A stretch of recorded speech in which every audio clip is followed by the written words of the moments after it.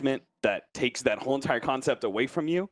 And that is probably his biggest impact is in the game, is that his ultimate is really disruptive in team fights. So he's essentially operating more as like a team fighting core or potentially a 4 position for you. Okay, I was going to ask you about that. Yeah, and so that's why you like, out of necessity of the fact that he doesn't scale, you have to fit him into somewhere else. But he does need some items. So 3 or 4 position is probably the best. And Willow 4-5, I'm guessing?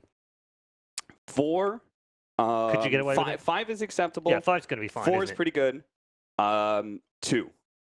Really? Yes, 2 position is very good. Dark Willow is going to be, think of him kind of like Alina that doesn't scale as well. A mid that is naturally going to ramp up really hard into the mid game and goes around assassinating people because your abilities are kind of insane. There's abilities amazing. Yeah, there's a lot of control that she offers. She's really tough to kill, harder to kill than Alina is. That's one of her big advantages. So she goes around with Shadowblade Orchid and just starts executing people pretty much. Okay, but isn't that why she's also a great 5 in some ways? Because she just lasts longer? Yeah, that's why it's because also your W works as a really good harassment tool, so you can zone out solo offlaners really well off of that. I've seen some Dark Willows go for their W at level 1 just to be able to get that damage out because it is a pretty good source of damage. Yeah, I would say those are pretty much locked in the positions of these heroes. Okay, into the draft and. Slightly older heroes being rejected as far as both teams are concerned so far. Yeah, ban Tiny. Thank God. Yeah, Tiny's gone. Get that out of here. I'm really pleased to see Tiny back in the middle. I think the changes have been great. 5 seconds. I asked on day 1 as well in the morning. Are we going to see Tiny this weekend? Nope. Well, we did, but he won immediately. Yeah. Well, we saw him in game 1. And he also has less of that like kind of glaringly obvious weakness as before. Oh, so apparently I missed this play. But he turned into Tiny and grabbed a tree, and then he went back into his regular form, and he kept the damage. He had ranged cleave, and he had the damage. I missed that. I must have looked away when he did that. That's intense. Yeah, that's pretty. That is stupid, actually. Valve, please fix. That's that's what I think of when I think of a puppy draft or something like that. There's always like a trick some in there. little There's always something that's brilliant and subtle. Yeah, if you everything like the ultimate puppy trick was the Chen Pudge at TI. Yes. You know, where they cheese their way into grand finals of a TI. Come on, that was just legit. No, in the game. that was legitimately cheese. It was in the game. If anything in the game is cheese, all right, that was definitely some cheese. We're back to definitions of cheese again. Yeah. Well, I should know, Paul. I ran that in my very short-lived competitive career. We ran a Beastmaster Pudge Chen lineup. If you get that concept, what it is that the Chen will send back the Pudge. He has boots of travel. He will TP onto the Beastmaster Hawk wherever it goes, and then he just hooks. And so it's this global gank machine. It was incredible. It did look pretty crazy. But it was also well executed when it was done. But Dendi giggling like a schoolchild. Oh yeah, it's very tough to actually do. Yeah. 10 seconds remaining. Yeah, and they were in a pretty desperate position at that point Backs against the wall. Where they pretty much had to have it. So it's the do or die move. Been a few of those in different games over the. They're not all met with acceptance. Anyway. How is that fair? Yeah. Rubik Omni.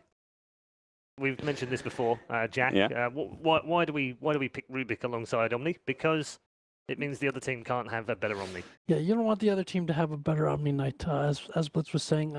Nothing super out of the ordinary for these first 2 picks. You see the Razor again as well, like picked early on, like seen as a pretty good choice against Omni Knight. For the most part, if you manage to keep him in that lane, it becomes very difficult. But also just in general, again, like this. One of his hero's glaring weaknesses, he didn't farm very well before. You kind of had to, he had to dominate his lane. You had to be able to win off of that. But now it feels like with the new passive, he farms a little bit better. He's a bit harder to kite. Just good general buffs to the hero that make him like a more generally acceptable core. 10 seconds remaining. The Razor is a good answer, Omni. I think he whenever we have patches like this and we start getting a couple tournaments being played, you see the patch really drafting starts becoming a lot more. I don't know if binaries were the word because it's not exactly 1-2, but you do get to see like if this hero's picked up, we're gonna go for this because we figured out after games after games after games that this is probably the best counter to the hero, and I do feel like Razor has become one of those answers of the meta. Yeah, just becomes a little bit more rock paper scissors. Yeah. Rather than rock paper scissors, glass, rocks, water, Dynamite, Spock. Yep. Which is what I explained it to someone that didn't know it the other day, and they were like, "Wow, that's quite complex." By the way, I mean, just so you know, beef beats all of those things that you're talking about. I was wondering when the beef was going to get in. Where's the beef, Jack? We saw the Tiny Where's last the game. beef? I didn't realize we were still doing rock, paper, scissors, and beef. Tiny is. I almost called him Taco. I'm not sure what. Tiny is the beef poster Trump child. anyway. Tiny is What is beef for shake? status resistance and beef. He is the flag bearer with the status resistance. Tiny's the beef shake with a side of beef with a beef cut. With a He's a 32-ounce steak, I think. Yeah, he's a big boy. What were you asking, Paul? No. Did you say something Just about what does Trump? beef beat in the rock, paper, scissors meta? I don't understand. You know, rock beats scissors. Obviously, scissors don't beat paper. Paper covers rock. So what does beef beat? Beef beats strategy. 10 seconds. That's what it beats. It's just in general across the board. If you have an idea about Dota, you have an Beef idea beats about everything. Dota, but That's you the can't point. kill things. You know? Okay, I Like, mean, I've how do you- struggled. like, tell me, Paul. Tell me of a strategy that involves not killing the enemy team. You know, there aren't too many of those. Pure split pushing. Well, I think is CTY would very argue rare. with you from earlier. Huh? CTY would argue. With you from Yeah, earlier. that's called losing, Paul. Is that the counter to Hey, beef? he didn't losing? die though. Jesus. One of the I'm kind of feeling like OP heroes of the patch. Obviously you can't just first pick it, but there are some 3-4 deuces that really mess up a draft, and that is banned out by Team Secret. Probably pretty pretty smart. potent. Yeah, it's You been hear pretty that, potent, isn't it? with the talents felt very strong kind of after 7.07 came out, and then obviously like at that time anti-mage was like the big fuss. Anti-mage, Yeah. many of us seem to have believed has kind of been nerfed into the ground a little bit, so one of the kind of deterrents against Medusa is looking less and less playable in that role. And obviously, yeah, the Medusa talent's being improved. I mean, seems to scale better, is tankier, like is a hero that is also you get to hold that tower, whichever lane you put him in. Like you don't have to protect her that much, and she's able to usually hold that tower and then steadily chip away at yours. Farms very quickly, obviously benefits from the lane creep gold as well, and just becomes such a monster later on.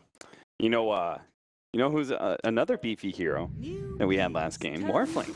It's quite tanky. You know what he is, Jack? He can actually. He's the surf and turf. He can be the beefiest of them all if he wants, depending on the situation. I'm not on board with this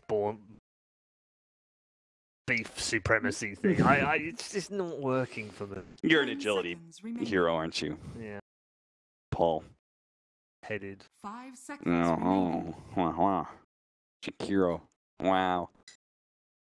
All right, so we're going to pick up a Disruptor. Nice controlling hero. If they can actually get the initiation in these team fights, they can potentially take Omni Knight's effect out of it, which is pretty important because you just picked the Razor, which is a team fighting hero, into the Omni Knight. While it may be a good counter, fundamentally you're asking to be able to take 5-on-5s a lot of the time with this kind of hero, and Omni Knight is very good at that. So you want to be able to make sure you have some good control. Team Secret need better initiation, though. A Tusk is just not a good enough hero to be able to set up a Disruptor. So you're going to need an offlaner that does that a little bit better for you. Which won't be saying. Which, especially since Newbee, they have like a blink hard stun. So that's pretty dangerous.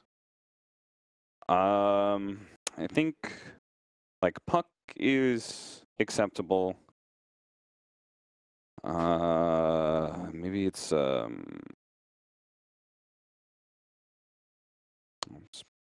bad game. I could see them many different directions. I feel like they could go with the Centaur if they wanted. They go to be able to disengage from some of these fights. They go with an Underlord. You could just Beastmaster again. Beastmaster. The Death Prophet pick into Razor is also interesting because sometimes you see people think that Razor's like a fairly good counter to the Death Prophet. One of the Death Prophet being one of the few range heroes that wants to be really up close. Oh, Dave, 4th pickup SF. Wow. So I was gonna say that they would pick up Sniper against the Death Prophet. I think whatever it was, it couldn't be Razor in the mid 10 lane. seconds remaining. Razor obviously mostly going safe lane. They needed a mid, one of those mid carries that does a lot of physical damage and can threaten the Death Prophet in some way. It looks like they'll have to lead their off-lane initiator for last. Team secrets turn to ban.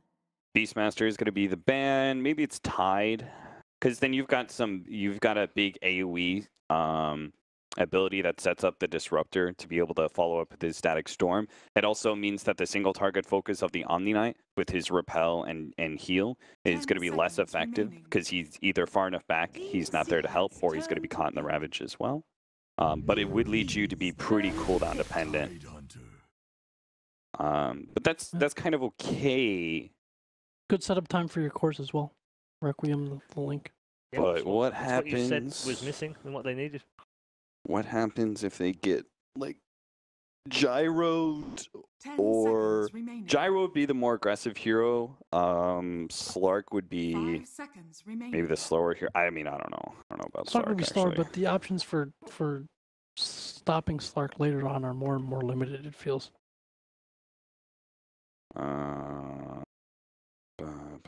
They themselves played that earlier, the Slark against in the first series of the day. Choose your hero. Oh, they timbered him. Is Timber that good here? You must think so. I mean, so most of the time when you see a Tidehunter, you just want to carry that matches up really well against him, and Timber does do that. Yep. They can go ahead and what Omni Knight is really good is because he's so potentially aggressive in his offlane situation. It's really good to roam into his lane. So you can actually see the way that they could set up the Rubik Sand King to roam into the Omni Knight's lane. They can have the Timber Saw against the Tidehunter. You're really happy with that matchup. He's a frontline hero, which is going to be able to help draw attention away from the Death Prophet. I'm just 10 not sure if seconds it's really that, like, it's synergistic maybe with their own lineup and the laning phase will be fine for them, but I'm just not sure if it really deals with Razor and SF all that well. Okay, very quickly from both of you. Is this 2-0 to Secret, or are we going 1-1 for some tiebreakers? I think we have some tiebreakers, a lot of front line here on the side of Newbee, and I'm going to go with Newbee this game. Is Newbee the team that had Death Prophet? Yeah. Jack? Yeah, they are. Okay, I just want to make sure because I 10%. legitimately don't remember which team had which This is lineup. like 20 seconds ago, Cab. What have you been I watching? wasn't looking at which team had it. I was just looking at the draft. And Timber Don't Saw. give me shit. Alright, okay. No, I'm gonna go Secret. All right, okay. Yeah. All right, well, they've split themselves on the panel, even if they can't remember which heroes were picked just 30 seconds ago. Luckily, I think I vaguely remember the commentary team was like Toby 1 and Black. I think Cap is hitting old age now, and we thought Red Eye was the oldest person on the panel. There's a lot of beef being thrown around the panel. Personally, I think I don't think Cap's gone full beef. He's got a little bit more lamb in this last little bit of point. So, what protein are you going with, Black?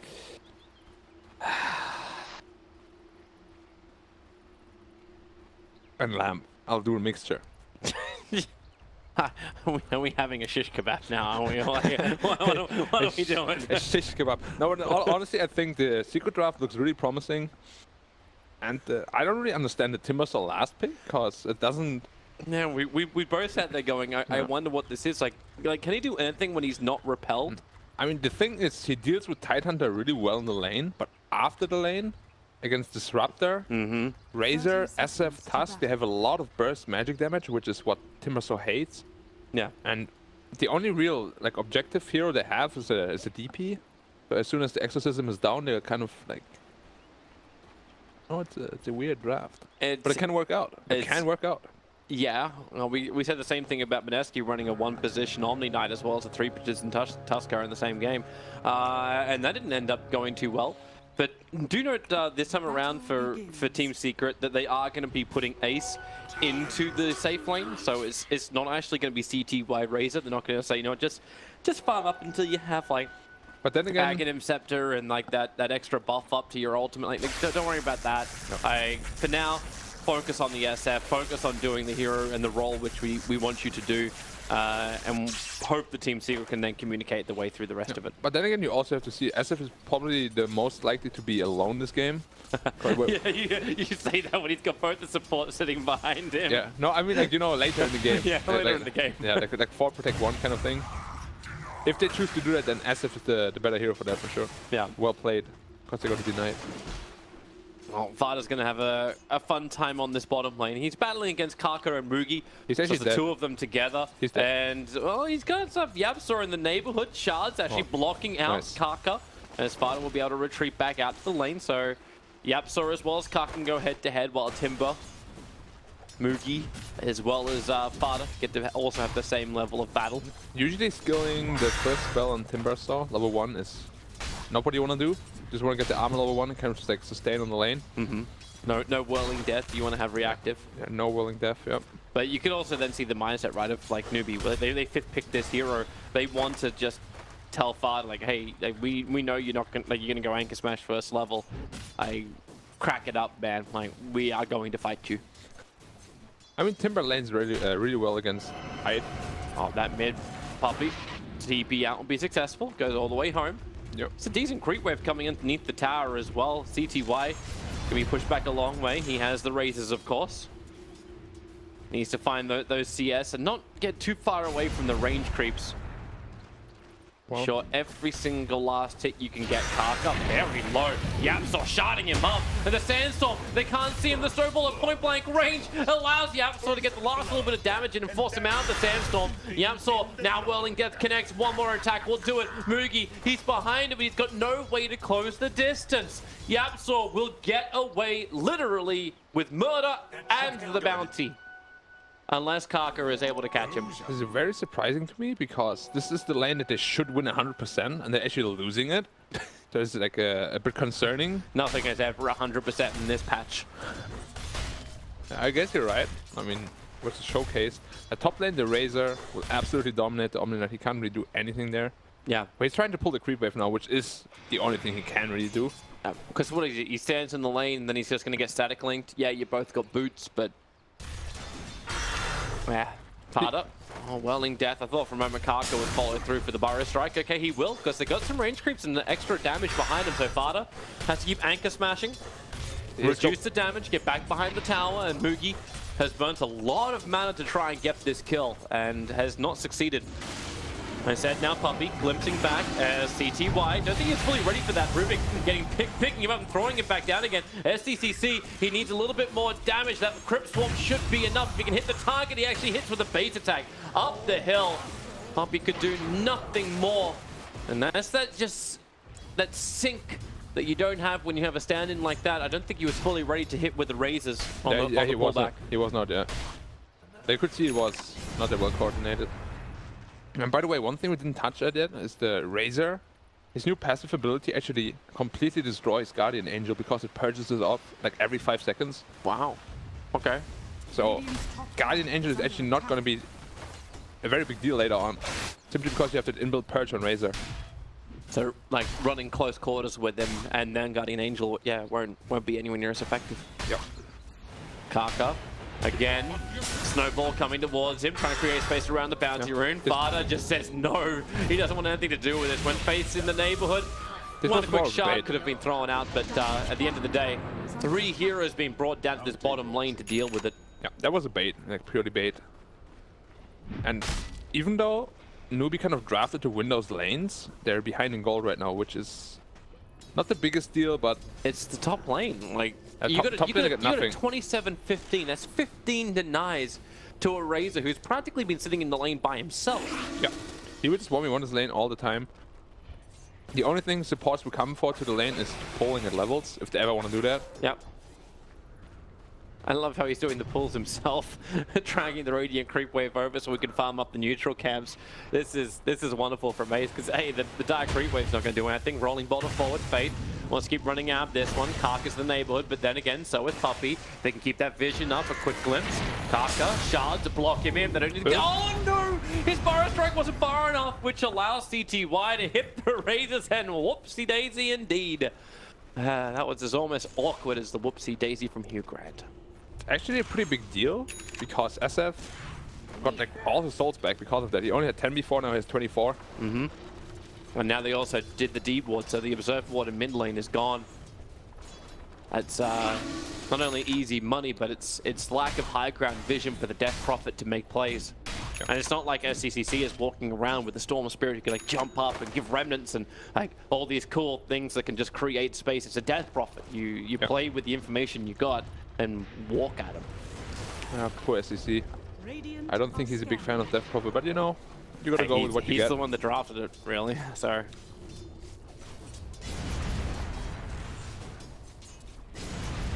It does make for a little bit more of a passive mid lane, which for CTY and for Team Secret, it definitely seems to be a lot more advantageous for them. Yeah, for sure. Because this top lane is still nothing. Like, KP is a non-factor in this game at the moment. Ace is already at level 7 to the level 4 of KP. Plans to feel we'll get to reveal him in the trees. Ace wants to keep this movement going, and KP straight out. He TPs to the tier 2 tower, so it's not too far away.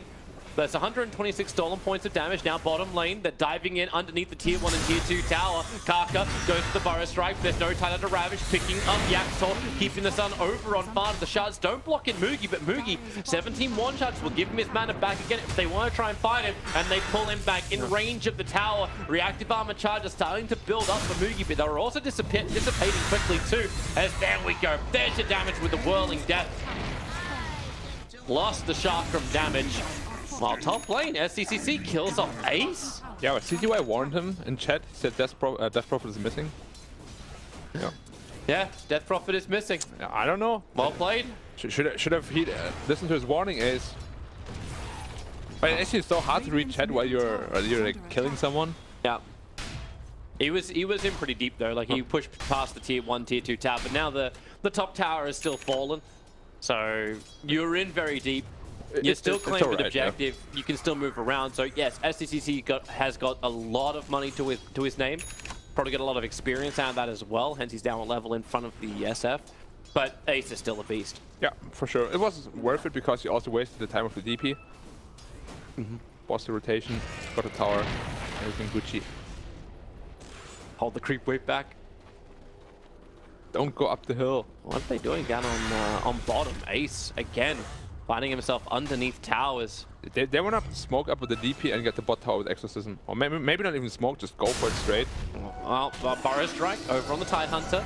Support can rotate over. He has Ravage available if he wants to pop it. More help is on the way. And here comes the Shards trying to block him out. Karka in this room. Oh, Fada actually ended up just popping anyway. And Yapso will follow him into the afterlife. Snowball only delays the inevitable. Unless, well, one charges, keep the distance from the Exorcism, and Shards, oh, no! He can at least claim the bounty rune, but Exorcism spirits are able to catch him. Now Ace tries to turn the damage in. Remember, SCCC, that Exorcism is going to last a little bit longer, but will last long enough. He kind of actually wanted to last less time than that. Plasterfield, it's on cooldown. Moogie, the Shards from Yapso will find the kill. Ace gets brought down by the Chakram. And Moogie has a level 1 Timber Chain, which will allow him to escape from both Fada as well as Yapso. I'm really surprised that the DP just died like that, honestly. He just walked up the hill and right-clicks the Razor, and Razor right-clicks him, and he just died. Curious. I actually thought Fada would pop the Ravage as soon as he popped the Exorcism, because when he pops the Exorcism here, he has no way he can pressure the bot tower. And they have the same cooldown. So basically it's like a Ravage to save 2 heroes and wasted Exorcism on top of that. I thought he would have done it, but now they have the Ravage, they don't have Exorcism, so Ace, big time window. Starts to feel that damage again from KP. He's going to TP back down towards the shrine. Yeah. This Omni is Radiant are scanning. Having a very rough game. Yeah, it's not great for him. CS is not terrific. He's 0-1-1 as well, so the net worth wise, like he is not building up on this. In fact, his net worth is behind that of every other core on the map, but at least he's in front of the supports. for now. Barely. This is Yapsol, man. he's gonna find money anywhere on this map he can get it. Greedier than EGM. He's actually going for Spirit Vessel first, which is very strong against DP, and as well as the Timber Saw because it reduces the HP region or life leech they get by 70%, or rather spell lifesteal, I guess, from the Spirit Siphon. They're coming for CTY. Wrap around the back, 3-man smoke from behind, and just Death Prophet from the front. And CTY, well, it looks like, okay, yeah, the box was perfectly drawn on where Newbee is. So Puppy will be the bait. If they want to go on him, he's very much bait because Fada's in the neighborhood. They have Ravage available. But because Puppy's not in the front lines, they can't just glimpse SDCC back underneath the tower when he was aggressive just then. And Newbee are giving it up. Yep, Exorcism is back online, so they might want to try to commit it for the tower, while Timbersaw's pretty much soloing the bot tower. Yeah. Creep's given through that one. Deny on the tower, able to be achieved by CTY. 500 gold to the Shadow Blade. I wonder whether Tide is going for the Blink first this game, or the Pipe into Mech. I would like to see a Blink, because they don't really have any other tempo hero. Oh, Radiant Courier snipe. Oh, he rolls punched it. Well, Faith and KP were trying to fight the other one. Here goes your static link, so the toss away is not going to work. Faith, oh, that damage is too much. You can glimpse back the corpse. Yep, welcome back. It's like, I thought my body was delivered back home to my parents. No. No, we're keeping a souvenir. We're gonna mount your staff on my wall. Very sadistic. Oh, Fada wants to smoke gank. So they are going to group up for this one. SF is on the way. Just shrining quickly before they do this. Yeah. He's also got a Shadow Blade on the courier. Oh, it's all 5 together? And they are... Okay, so it's 4 of them. They're again doing this whole thing where it's like, you know what, just... CTY, do your thing until you probably have Silver Edge. Then come and join the fight to break the Timber Saw. He might also go BKB after the Shadow Blade. We'll have to see whether he takes the aggressive or defensive approach. Observe what the range of it. It does see Mugi for the moment, and here comes, friends. He Timber Chains up right now, so 2 seconds before he can do that again. They hold him in position, raise, storm, and that is going to be a kill. Going the way of Puppy of all people. Well played. But more importantly, it's the Timber Saw going down. Meanwhile, Newbee looking for their own rebuttal, which is going to be that tier 1 tower attack up on top. They're burning Exorcism to do this. But you know, it's very tough if you have to burn Exorcism to get 1 tower, because after that, they can't teamfight anymore. Yep, and they're going to lose their mid-tier 1 tower for it in return. Yeah, that's why this lineup is a bit iffy to play, simply because everything is dependent on the DP. Tower push as well as teamfight dominance. Karka spotted out, getting Gush and Anchor smashed. Down to 2/3 of his HP. Doesn't have epicenter, so you don't have that nice ultimate on top. It's a 3-2-1 build from him. They're going in for Ace. Fire Strike forward. Space created with the shards, pushing Mugi back a little bit further. Fada still has that Ravage available. Keep that in mind as he gets picked up. That's a 4-man Ravage right there if he wants it. The Spirit Siphon, they're baiting this out as long as they can. Ace comes back into the engagement. Beat up by the Fire Strike from Karka. Fada really, really low. Has to one-shot to stay alive. Disrupt the wall. Creates the space and Mugi can't chain up there. And in fact, Fada is leaving. They don't want this fight. But maybe they'll be forced into it anyway. Yapsaw stunned up. No, they are away. Fada says get back. And they will oblige. It makes me think how comfortable Mugi is on the Timber Saw, because he missed like 3 of his chakrams on the Tidehunter. He should have actually died there. The chakrams were off target. Rubik is going for... He only has Tranquil Boots. Usually you get mana boots on the hero. Yeah. Maybe feeling the pressure was coming a little bit earlier. How would you then build it? Like, do you think about getting like Soul Ring? Yeah, you need a Soul Ring. You need some kind of mana. At least it'll be more sustainable for him. Yeah, for sure. But heroes like Sand King, who also went for Tranquil Boots, KP who went for Phase Boots, there's not a lot of mana regeneration in this lineup for Newbee. Oh, there's not. They need at least 1 mana boots. Yeah. But they don't have it, and now they're going to lose KP. Snowball forward, he's going to repel himself up. Yapsaw. Oh, he misses a shard block, but Puppy can wait it out, and KP's had a long time going on a run. So they'll hold him inside the wall to begin with. Don't want to let him just TP out if he's got no mana for it. So Yapsaw throws the on him, and KP, they're trying to give it to CTY. Oh, he actually used Guardian Angel too. Actually burned that? Yeah. Ugh. Very long cooldown to expend there for basically nothing. Yeah, with so many heroes chasing him as well, like, that has to have been a misclick. Well, at least it was good space. Sanking 300 gold for Blink Dagger. Is under attack. The DP finisher Yules going for BKB next. But so still working on his Bloodstone. Nice deep observer ward from Team Secret. Just back behind the tower, Puppy. Able to get the vision on him to glimpse into the storm. Oh, the shards almost pushing him out. In fact, I think it does. Yule sets her up to the air. SCC will hit the ground. Ravage connected to the back line. They're just trying to keep KP out of this fight to stop SCC from getting more life. The shards again pushing out, but into the waiting hands of CTY. 2 heroes will drop, and even if YapzOr didn't intend it, it all works out in the end. But that's the big problem of wasting the GA on bottom lane when he was just getting caught by himself, because he could have saved the DP right here and they can turn it around with the Exorcism, but it wasn't available to him.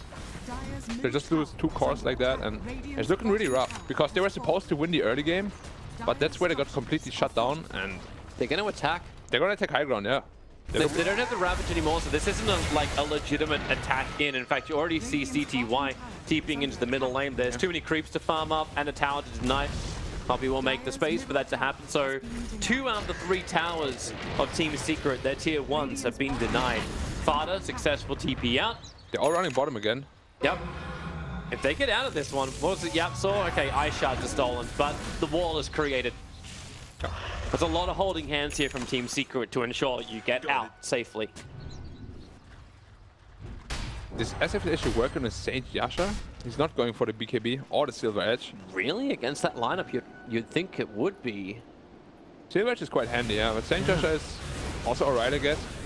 Is it just pure stats then? Like what, you get... You finish up the Silver Edge after the SMY and then you go Skadi or whatever? That can work as well, yeah. But BKB is also really important for him, so I'm not entirely sure which way he's going to take. Here comes Newbee down the mid. 4-man smoke. Yeah, 4-man smoke up, then that Blink Dagger, Kaka close the distance quickly and see. Yeah, right, he's dead. They might want to go Roche with the Exorcism now. Yeah, that they might. YapzOr, good observer ward. This is what helped them set all this up. The silence will be there. YapzOr will fall. The other reason why you need that BKB, like he's not picking up Manta, so there's no way to break free of the silence of SCCC. I'm actually not too sure I like this item build on CTY. If he had the BKB there, for example, he wouldn't even have died, or just ran out. Does seem very odd. And this all out Newbee now to take Roshan with no SF, with no Ravage, with no Tusker. Yeah, but again, same problem is they can't pressure anything now, and they can't teamfight either. They have to wait for the DP ult to be off cooldown again. Who took the Aegis? The Timbersaw, actually. Right? Yeah. Well, it doesn't really make a lot of sense on DP, so... Yeah. You burn your Exorcism, then you're kind of done for a while. Yeah. And Omninet is actually going back for Hand of Midas. Minute 18, he still doesn't have it. He's playing catch-up Dota at the moment. 4.6k in the net worth to the 5k of the SK. He's gonna be like not having a lot of impact for a while, at least. Well, Ace has finished up his SMY. The other SMY, I believe, is flying out. Actually, he's already on the SF, so they got double SMY on Team Secret's cause. And they need that opportunity. Ravage is back off cooldown. All ultis are up from Team Secret, and they know they can fight. Without the Exorcism, this is fight time. Fada is probably going to be a critical target to look at him go forward. Moogie, Timber Chain over the top of CTY. Having that invis of his, but without the jump from Fada, like he's got mech, not Blink Dagger, it's difficult for Team Secret to get the initiation So they he did go into the mech first, yeah. He did. And then SF didn't have like max souls either, so it wouldn't have been a perfect fight, but as you said, there's no DP ult, and if there's a time to fight, then that's that. Yep. 40 seconds off cooldown. Try and force it when the primary source of damage is going to be the Timbersaw moving. Yeah. And then you rely on Puppy to control him. Well, now a lot of damage can also come from the Sanking because none of them have a BKB, and no Hood is available either. They might actually also try to burst down the DP because they got a Spirit Vessel now, so the Spirit Siphon won't really do much anymore. It still seems really like odd to not have that BKB against this lineup, but yeah, he's building into it now on the SF. Okay, but he still needs like another 2.5k gold. That's a lot of stats. It's also a lot of time without the Silver Edge. Yeah. Like, you don't have the counter to the Timber Saw right now. Yeah, it is an interesting item build for sure. But CTY has a lot of those interesting item builds, so. Now, are we going back to Mr. Moonshard now? Is that what we're talking about? No, I don't want to call it bad. It's just like a different approach. Radiant's middle tower is under attack. But Moogie knows his approach. Are scanning. Bloodstone up and running now. Since you get it from the secret shop. End of Midas on the Omni Knight as well as the 90 GPM talent, so that should help him catch up quite quickly. 1000 to the BKB on DP. So a lot of immunity to come, and it's going to be a big telling time for Newbee. Needs some good fights to get the charges onto that Bloodstone. Popped Exorcism again to get the top tower. And after that they have to be afraid again for another 90 seconds. Well, it's a full commitment. While mid lane they're going to initiate onto the Sand King is at least what Team Secret are attempting to do. Yeah. But that's what I mean. If you don't buy Blink on the Tide, you really don't have anyone that can like get into their faces at all. That's what the panel was asking for. It's like, well, Team Secret still need initiation. Now you got counter initiation, which comes through Glimpse, but you've sort of also got to counter that if KP's in the right position with the repel. Yeah. And now the BKB as well on the DP. Needs 500 gold to finish that one up. Also is looking to buy Boots of Travel, get some global presence. A lot of space and time being created. That advantage that Team Secret was able to build by just forcing down the lanes, slowly whittling away. Well, the two physical cores are very, very farm still at least. And as we spoke about it before, the Razor kind of counters the Guardian Angel. To some degree at least. Of course it doesn't go through BKB if they do it on the DP, for example. Yep. I think it's smoke time again. Blink Dagger reveal for the Tide Hunter. Yep. And Smoke is on the Tusker. So they can go for this. Moogie's trying to run himself outside their base thanks to the Observer Ward in the mid. Capsule. Moogie tries to go on him. Where's the friends? Nearby, you have Ace. Trying to steal the damage. The Shards will hold him in position for absolutely no time whatsoever. The wall does more of that. They have to be careful on Secret that they don't hit like an anti-timing, because both BKBs are like 1000 gold away, so they have to be really careful with that. But if you die just before you buy your BKBs, that can actually cost you the game. And so they just want to get that fight. Big Ravage with multiple heroes stunned up in the same area, so the Trumpet can get the Storm Wall up, and Ace can then steal all the damage. So then you have that physical DPS, which isn't there from the SF currently. And the thing is also, once they have two BKBs, how does Newbee actually kill them? They need to kite out the BKBs for sure. Yeah. Even if you pop Exorcism, you do not have the physical damage to kill those. Because you're still going to have so much sustain. Yeah, it's going to be very hard for them to teamfight after just the BKBs. Oh, there goes the Aegis the Immortal. So another reason too why Team Secret was probably not looking to fight. Yeah. It times out now. SF 500 BKB. Aggressive ward from Kaka. They want to be able to see closer towards the tower. And SCCC's got the choice. So now that there is no Aegis the Immortal, Team Secret are grouped up around the mid. CTY is AWOL. He's just having a great old time in the bottom lane. TP just came off cooldown, and he's worried where they are. He goes all the way home even. Yeah, buying his BKB now. Yep. So now they have two BKBs up, and Secret is definitely going to look to a team fight now. Newbee looks like they want to oblige. Ace, well, Moogie. Timber chains down. Back into the front lines. They push towards that tier 2 tower. And where is that jump in? Farda's looking for the opportunity. He's not visible where he is. And SCCC is in a pretty susceptible position. Waiting for that BKB is coming out from Ace. And now SCC does the same kind of thing. Turns around with the Spirit Cybers. The backline Puppy is playing around with the SK. They're going to bring him down, or will they? The Burrow strike up. It comes a little bit too late. Farda's Ravage comes in the perfect time. Connecting into Faith, not allowing him to steal and return that. But Moogie is a real pain in the butt. He's going through 4 heroes, but he is all alone. Did so much damage, but no friends to hold his hand and follow up. And Team Secret get the fight they were searching for. Not only do they take out 3 heroes, they remove Bloodstone charges, and they lose nothing of value. Yeah. They didn't even spend BKB on the SF, and DPO is on cooldown now as well. This is tier 1, tier 2 in mid then, with no Exorcism and those BKB still existing. Like, yeah. They might even try to pressure high ground a little bit, because they don't have the DP ult. That would be pretty ballsy. It would be pretty ballsy, yep. For now, they're just cleaning up the creep wave. Faith, okay, Moogie wants to go back in again. They're going to pick up on the Disruptor. Remember, he's still got Glimpse, so you want to attack aggressively into this one. Puppy can pull you back in.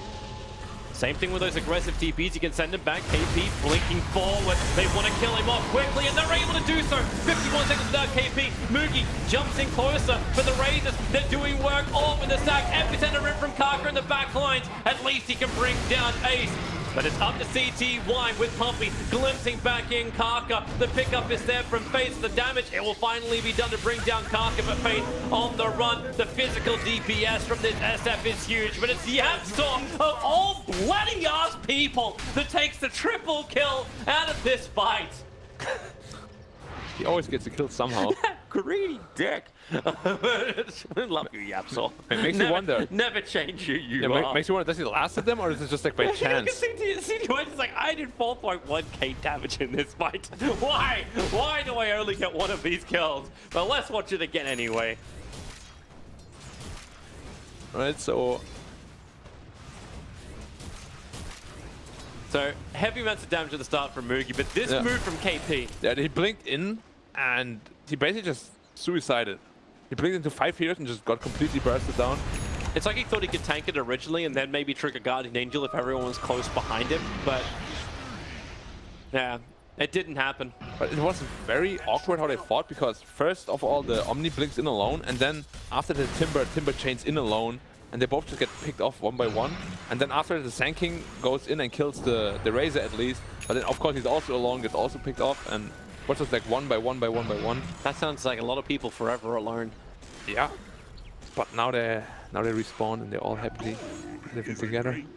Team Secret, for the advantage they were losing over the last 10 minutes, they're back to where they started at 6k. Yeah. A little bit further than 6k as well. And it's only gonna get bigger, honestly. Like, they can't fight these BKBs at all. They can't contest them. They still have Silver Edge, but the glimpse, pulling Moogie in. Requiem at point blank range. They really wanted that kill, and they got it. The Ravage controller, Faith, as well as SCCC. Ravage was stolen by Faith. They have to be careful about this and be very mindful. It had to have been called out. But where's the jump? Puppy, he would love to have a glimpse back. Faith, they're trying to keep him alive. And now the Ravage from Faith. It connects on Ace as well as on Fada. Epicenter coming in from the SK. Some decent damage with the BKBs from Ace as well as from CTY will allow him to survive. Puppy won't be so lucky. Spirit Cypher making an escape. Very difficult to say the least. But against Exorcism expanded. Oh, they blinked in. SCC is taking so much damage from Ace. Up in towards the air. KP wants to jump in. Now it's SF's turn, but SCC's already got the double kill thanks to that Exorcism. They were battling against Kaka, who was keeping the rest of Team Secret occupied. But Moogie TP's up towards the shrine. You can say goodbye to your little Tuskar. Rolling boulder forwards in to Kaka. But the follow-up is there from Moogie. So Team Secret forcing the issue and being punished. I mean, it's alright still, because again, Exorcism is spent, and then where does the tower push come from? That's true, but you did pump a lot of money and gold, money experience into SCCC. Yeah, like he practically got a solo kill right there on Ace. I mean, the only way they really win this game is like complete late game, where they can just like win these fights repeatedly with an Octarine core on DP, where it's like your cooldown on your ult like a minute. It's just third Roshan, get refresher shot. Yeah, you definitely need that, and they're actually going for. Now they can't go for Roche. They don't have Exorcism. Yeah, with that accident, it's not happening. Yeah. Maybe later. Maybe later, yeah. Moogie's actually down to 5 Bloodstone charges. Well, okay, that's not cool. That is not a lot. Split up and farm. Get back, split up and farm. Hey, they found a way to communicate, so that works. Yeah, and they also had a translator in there, but the translator had to leave after the draft, right? Is that how it works? Yeah, that's exactly how it works. Okay. I love how out of all the kills, deaths, assists, like the highest killer on the board right now is in fact Yapsor. Yeah, 7, 4, 8. At least he's been heavily involved. Like there's, well, who else holds that lead? Puppy's been involved in 13 of the kills. So same amount as Yapsor. Yeah. By the way, it's a thing to note: the Ravage is still stolen, off cooldown in 20 seconds, and it's gonna last for like another minute. Yeah, it's actually quite impressive. Newbee kept him alive. Yeah, I mean, Secret was like so hard. It even dived the tier 3 tower to try and kill him. Puppy wants to put a ward up on the hill. They see Kaka. They got double wards down. Quick sentry ward. Can they actually de-ward it in time? Nope. The glimpse. Repel. It stops the pull back. Waste a storm in the forest strike. It's nice. Fada able to actually get his ulti off, but CTY got wrecked. He just ran up the hill without any vision, and he just got wrecked. He thought the observer wall was going to remain up. Maybe didn't realize the sentry was instantly planted down next to it. Obviously, we have that information. Yapso with a nice shot. Kaka and Faith get a small way around it. But it just seems like Puppey, as well as Yapso, are on crowd control. Just shard and wall, shard and wall, shard and wall. But Exorcism is burnt, and Newbee can't do Roshan again. Everlasting problem. No Exorcism. What do? Yeah. Well, do you get map control? Wait, they're going mid? I think they're actually trying to chase. Okay, it's not going to happen. They need to de-ward this ward right now. Because they know it's there, they need to de-ward it straight. Yeah. Please don't forget about it. They have a new one, though. So, like, even if this one gets de-warded, they still have another one team secret in the mid lane.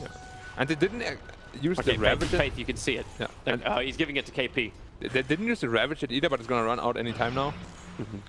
And yeah. EP, 500 health, level 20. Huge down.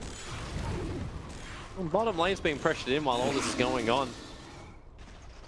So, Fada getting more space.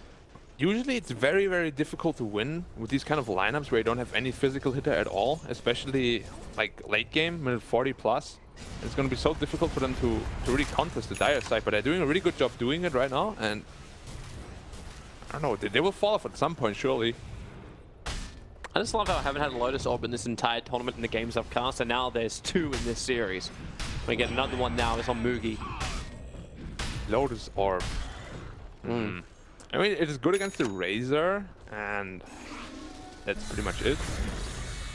Actually, why Lotus Orb? Yeah, does it break you free of stuns? Does it dispel Glimpse? No, it does not.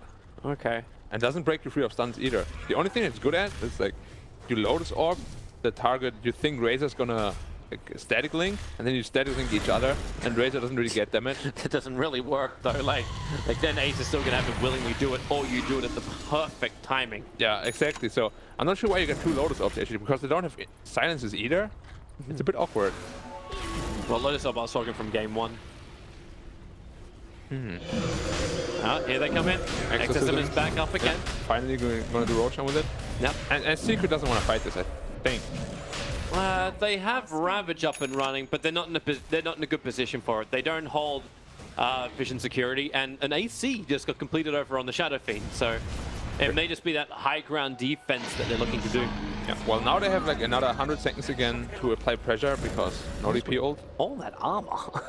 You're getting a Shiva's Guard over on the Razor. You're getting an AC onto the SF. Yeah, but that's the only damage they have, right? It was actually the second Lotus Orb. You're right. Like the other one was built on KP. Yeah. They're building 2 Lotus Orbs against, like, you know. Yeah, against what? It's not really a Lotus game, in my opinion. You sit in the back lines at the Ravage.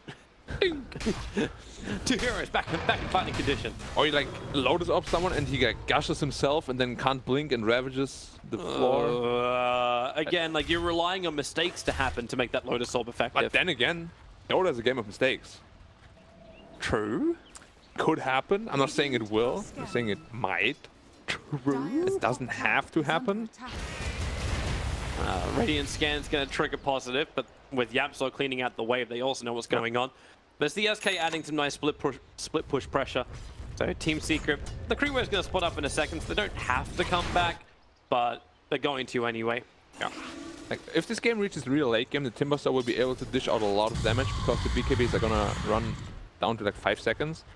I'm a bit scared though, because both Timber and the Omni, they build like support items only. Like the Timber doesn't really go into damage. Usually if you want to go into damage, you go like Aghanims, you go Dagon, you go Octarine, you go these kind of items, but he's going to Lotus Orb and no idea what he's going to go next. I really hope he's going into the Aghanims. I'll take your tribute. Or at least some kind of damage. Yeah. They really need damage. That's all they're lacking right now. Speaking of Aghanims, the other thing which can probably lock down the Timber in the late game is if Disruptor can have more than 4,000 net worth and pick up his own Aghanim Scepter. Unlikely with Yapso on the team though. Yeah, it really is. And Yapso can you buy what? No.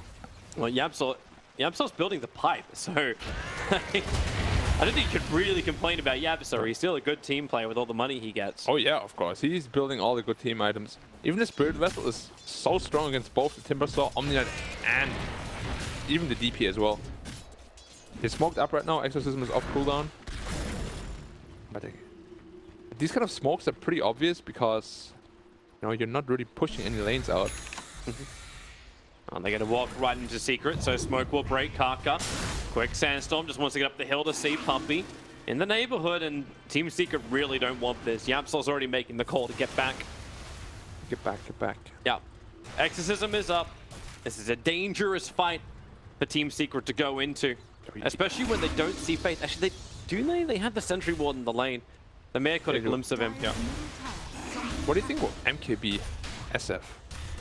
The only evasion they have is Solar Crest. I think there's a lot of better damage items, right? Yeah, it does seem a little odd. But at the same time, as far as like full damage dealing items on the SF, what would you really get instead? Like we talked about the Scotty for stats, but he's already got a lot of stats with the SMY, so it would be like Daedalus or MKB. Daedalus, MKB, Butterfly is not bad against the DP. There's your smoke gank around the back. They have Ravage available on Newbee. Careful. They still have the high grounds. They know where they're going to be up on the west, but this initiation, it has to be perfect from Team Secret, or else they're going to get counter-initiated very heavily. Here comes your Ravage. BKB from SC was very quick for the SK. Deleted from the face of the Moogie. He actually has a small bit of defense thanks to that low sword of his, but Ace starting to deal a heavy amount of damage. How much can he pump in? 280 points. How much he stop with a Ravage? Stolen from Faith, hitting 3 heroes for Team Secret, and they're already on the run. The Requiem of Souls makes it a little bit more difficult to pump the damage. They retreated back up towards the shrine, but Moogie spoiling the party. Somehow, only one hero from either side is dead, and Ace is just going straight to the bottom lane. He can push the wave out, force Newbee to come back if he wants to, and then TP out himself, and already Newbee are retreating. The Razor got really lucky. He survived like 100 health, but the only reason why Secret won that fight, or like not really won, but started off the fight so well, is because Sanking was completely out of position. He was just like running around here in vision for some reason. I really don't know why or what he was doing here, but they're kind of just running back and forth. Is he the bait? You kind of got a Timber Sword to be the bait. Yeah, you definitely, because there was also the 2 cores were hitting the tower, and Sanking was running back and forth. There was like an easy 3-man Ravage for the Tidehunter. Yeah.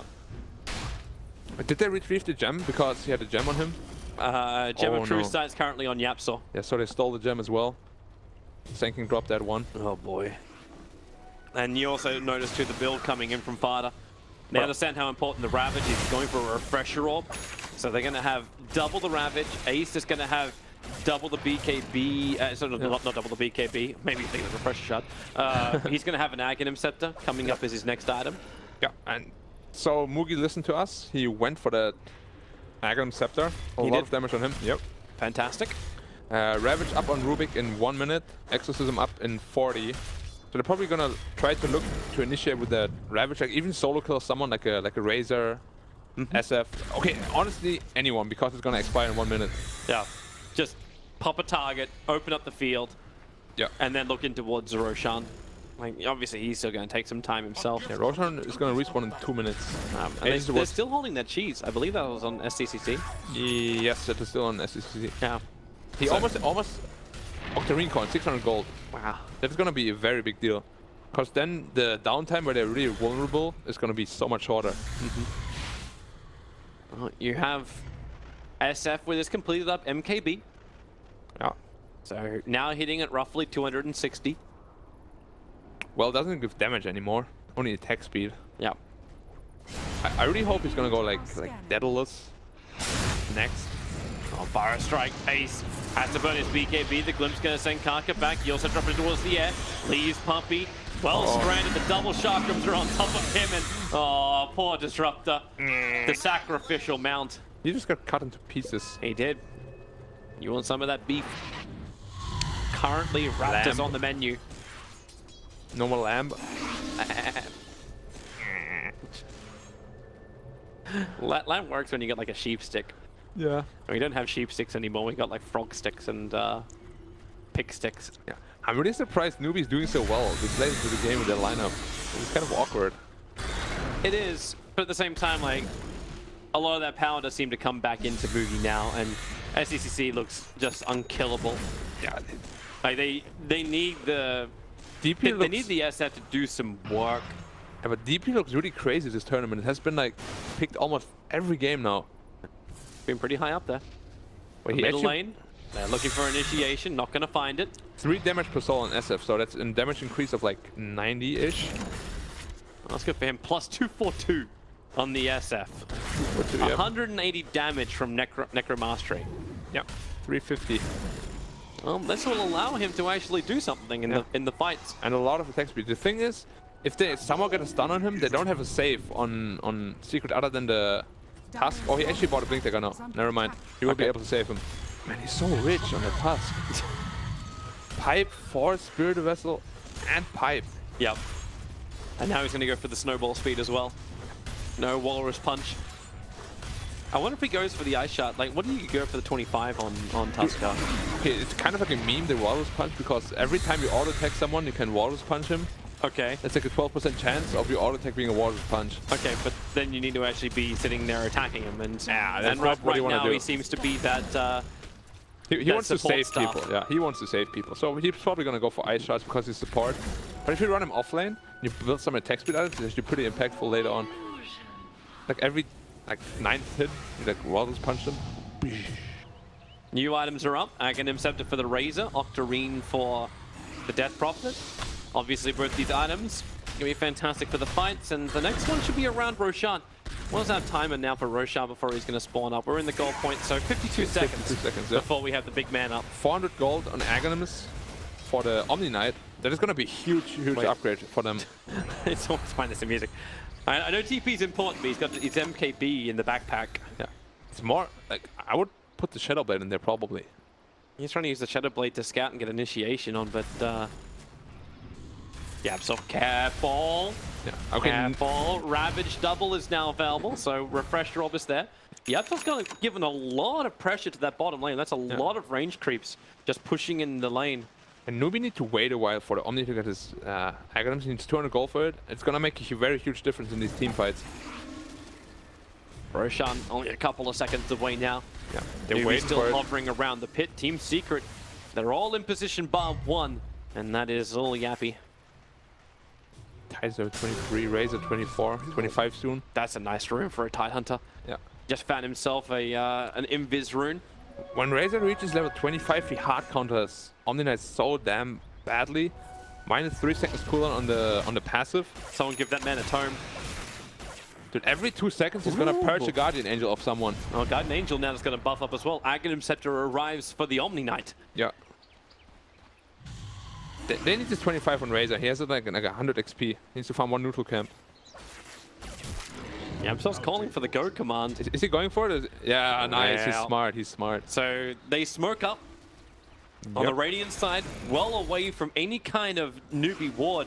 Then Ace, smoke will break, Mugi, as well as Ace see each other. Mugi's scared. And they're actually going to move to Roshan themselves. Yeah. The big man's alive, but it's a dangerous thing to do without better vision. This one is important though, as a refresher shard. If DP gets this one, it's gonna be very hard for Secret to fight. Yep. And if Razor gets this one, then it's fantastic for Secret to fight. Yeah, or even Tidehunter. Oh, he has his own refresher as well. Yes, 3 Ravages. 3 Ravages? I think by that point it's a little overkill. You want to bring in more damage. Yeah, maybe. I mean, double Requiem. Does that even like? It is a thing, but it's probably doesn't sound as useful as like double Eye of the Storm. I'm too classic for that kind of stuff. Like I love seeing like the double Eye of the Storms pushing down barracks like it used to. Oh, he actually went Aghanimus on Razor. Yeah, he got the Aghs a while ago. Yeah. Then actually makes a lot of sense.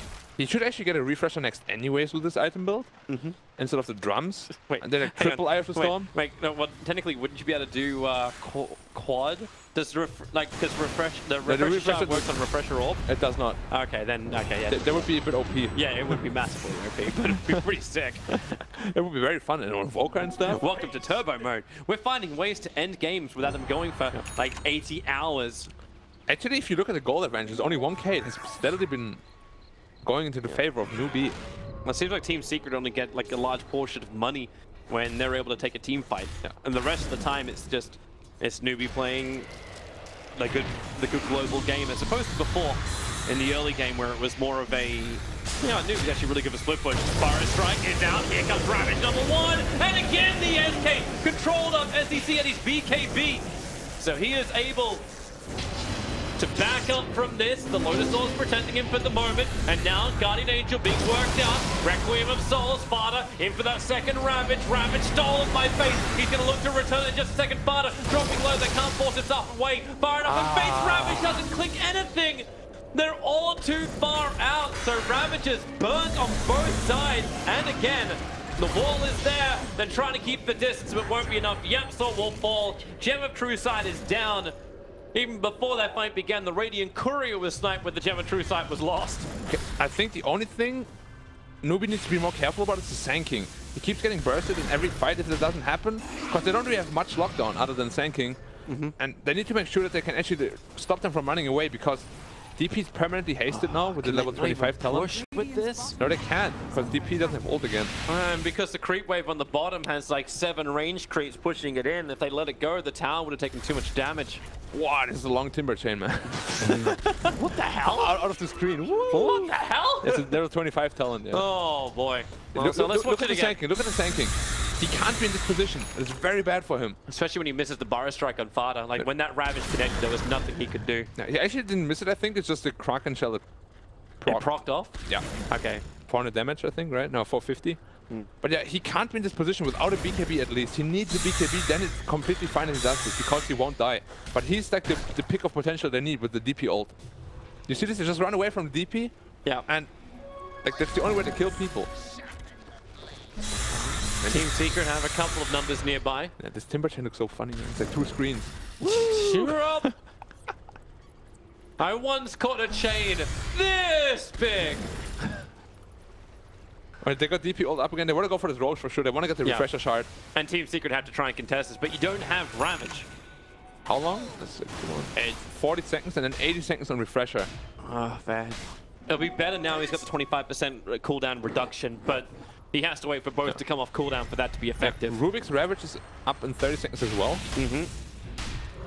And he's got a Blink Dagger this time. He only hit the 4-staff last time. Now it's Blink and 4-staff. Now he can actually get properly into position. Because if the Ravage of Rubik actually hits 1 or 2 more people, well, it didn't hit anyone, right? Yeah. If it hits 1 or 2 people, then it will be very... Oh. Kaka has to use it to get off the Lightning Storm, so they would have to have it pulled back in again. The physical damage from PP required.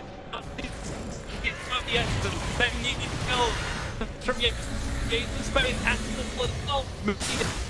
it's all over Kaka to the forward. He gets a weak.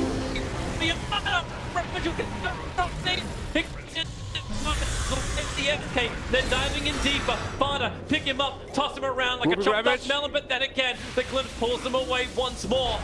Unable to get the positioning, the shards locking in KP. There's a wraparound from the rear Faith. He'll pick up the Gem of True Sight, but Ace is looking for the kill. He turns on the Static Link. He'll bring in the physical damage. KP will fall, brought down with the help of CTY. They turn their attention towards Mookie. The Ravage is in there from Faith. It hits hard, but he's already lost his Timber Saw. Now he'll lose his life as well. Newbee with 4 in the grave, 3 without 5 back in SECC. He'll burn the BKB in order not to be dragged back in, but this is the big Roshan they were all looking for. It's the refresher shard. It is the multiple ultimate ability the Team Secret will now own. Yeah. They'll have to repair their side lanes so they can't push in straight away. Refresher shard does go on to... Okay, they give it to the Titan. Originally, Ace picked that up. Yeah. I mean, you need to address the problem somehow. Every time DP pops ult, they're just running away. They need to make sure they can actually keep them in place, because as soon as the DP ult is over, they can't win these fights anymore. And that's what happened. And Kaka, he knows he has to go back in for this stuff, but... So they kill the Disruptor, but... That was a 5-man Ravage from Fada. Even if the damage doesn't get done, the space creation is unbelievably good. Yeah, I felt like the Rubik should have Ravaged up there. He would have gotten 3 targets, which would have been a really, really good Ravage there. It's like Faith's waiting for the perfect moment and not just like, let's just blow it, get 1 target, while Team Secret are the very opposite. Yeah, but the thing is, he Ravaged after the DP ult. So most of the damage is actually just gone. Like, he's gonna Ravage very soon. And it's just because Mugi is in trouble. Yeah. If Mugi could stay alive for like just 1 second longer, they would have gotten both those kills as well. Yeah. With a double chakram just whirling through them. But yeah, Radiant is very ulti dependent, so as soon as they blew their load, they can't really contest them anymore. Yep. Because as we said, they don't have any physical DPS other than the DP ult. So they gave the Aegis Immortal to the SF. DP got refresher soon, by the way. He just needs to buy it. But it was sacrificed buyback. Like Yeah, that's the he's next waiting for the keep up buyback. running. It's like how long, like how many heroes have buyback when they go for these fights? Newbee are going to 5-man smoke up, so we have it on Omni-Knight as well as Death Prophet. Everyone else is just a little bit short. Moogie by 400. Triple Ravage soon, by the way. How long till refresh is up? 10 seconds. 10 seconds till refresh. That's more than enough time.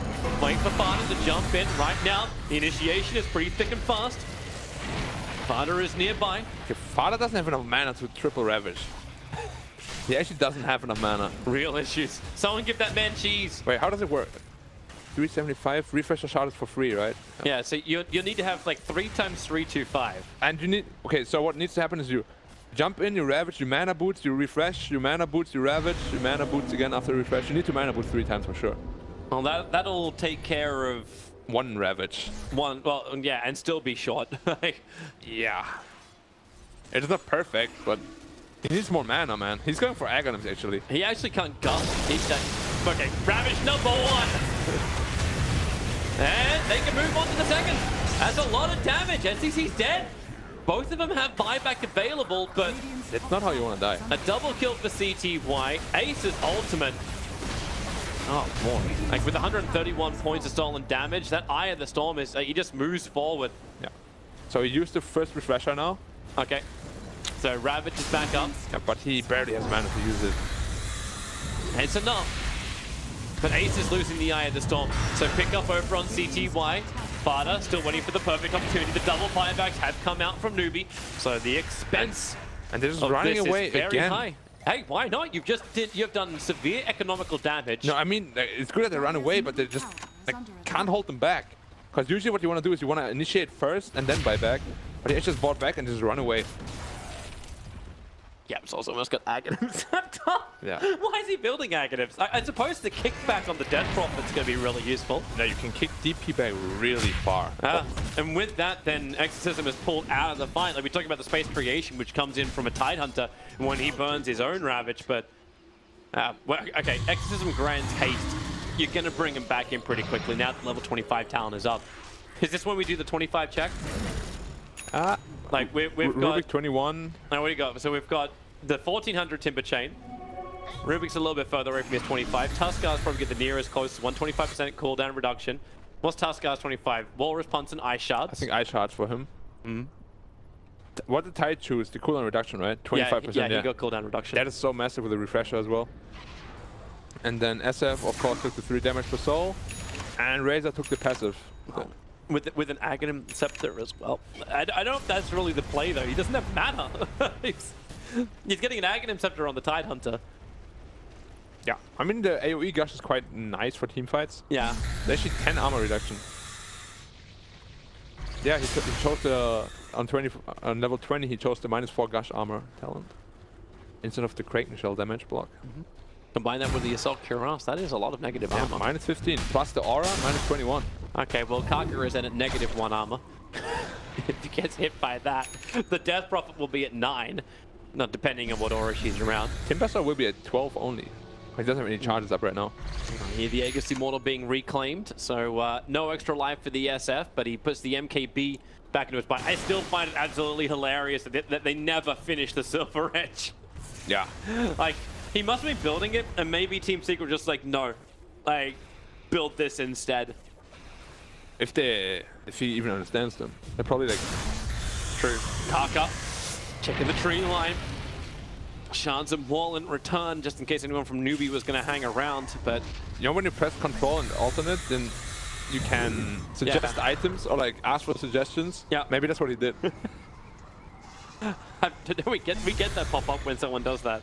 Oh, we get that too? Yeah, we see that when that happens. Oh, that would have been so funny if he actually did that. Well, during the draft, we saw the translator in the room. Yeah, she was talking a lot. Yeah. Or was that, and it happened just before the SF was picked up. Yeah. So when we noticed it. He was probably like, just give me that and I'll own them. Scythe of Ice now up for the Timbersaw. Yeah, but no buyback anymore. New disable available. Radiant's middle tower He's is holding under onto the attack. cheese because they're going to switch at the Lotus Orb, but that Scythe of Ice isn't active yet. So Ow, another 5 ow, seconds ow. to go, but they're burning through the Razor. Now the Storm, Ravage number 1. They're protecting all the SK. The damage when you got the BKB SF buff. Faith and Karka just evaporate. Wants to follow with their third slot, speed Yasuo. The Sharks to think once harder, waiting to get it. And these kept him.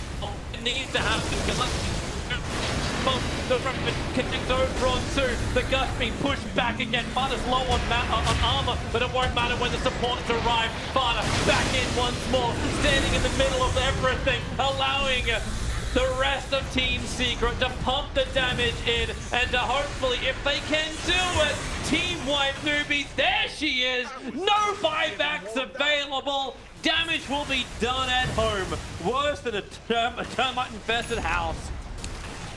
Well, we gotta give Newbee some credit, right? Because they held on so long without any physical DPS whatsoever. Yeah, but they really did. But we said at some point it's gonna fall off, and they just can't contest the Secret's lineup anymore. They have too much late game, and this is so huge for Secret as well now. They're gonna qualify. They will get through, and if they take this win, like they don't finish yet, but if they take this win, any throw is possible. We saw what happened earlier today.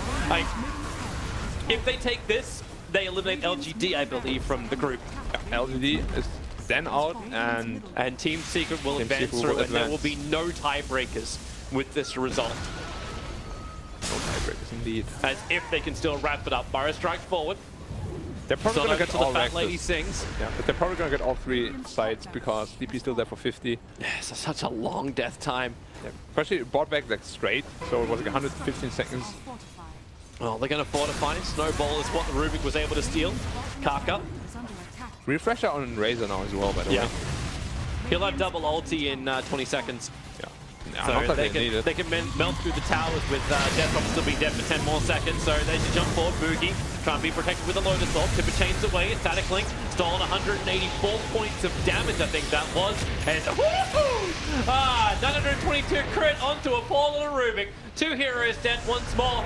And Newbee, even with Death Prophet coming back to life again, it just doesn't look like they're going to have the numbers available to defend this. The tier 4 towers are exposed. The Megas are up for Team Secret. Radiant's middle tower is And they're under beating attack. in to the tier 4 towers.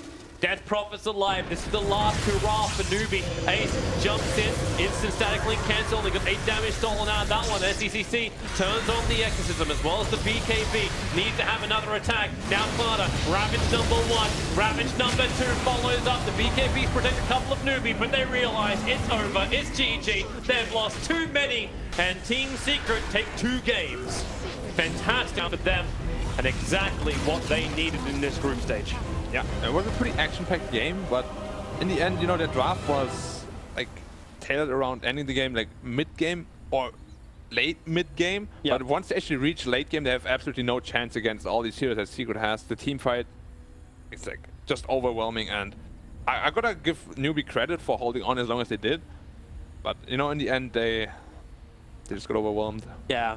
You could definitely see what they're thinking about with the Timbersaw, but it ended up